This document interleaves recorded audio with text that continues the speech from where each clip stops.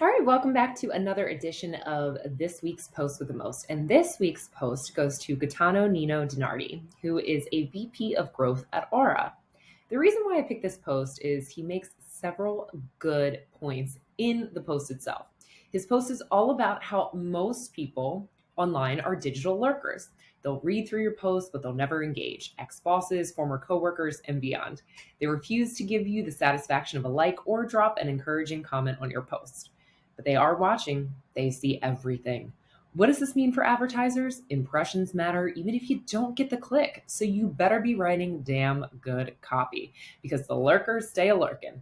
And that means there's an opportunity for people to remember your brand even if they don't engage.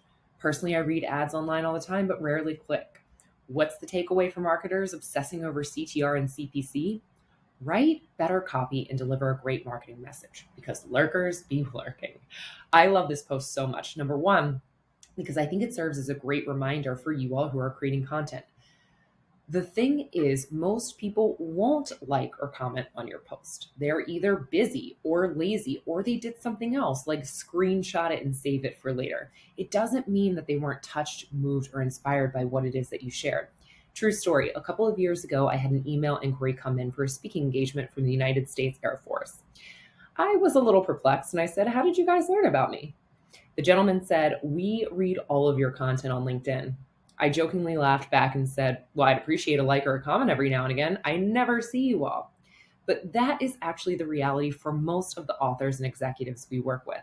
Just when they think that something's not happening, they receive a direct message from somebody that says something like, "I'm reading your content. I love it. It massively inspires me."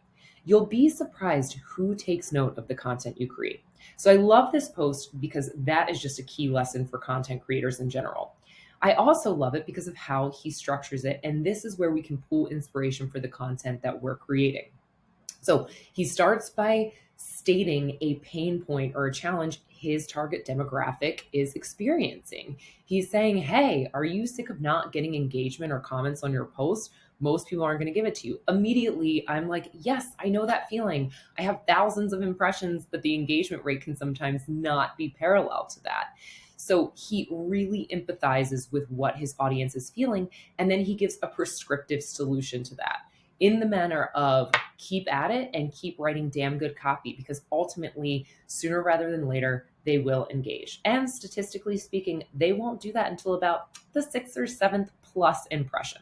So again, two-part post reason. Number one, lurkers be lurking. Keep creating that content and stay the course. Number two, take this framework, the pain point identification, prescriptive solution framework, and use that when trying to relate and touch, move, and inspire your ideal audience. Well done, Gaetano. Anybody wants to follow him? Check out the explanation below.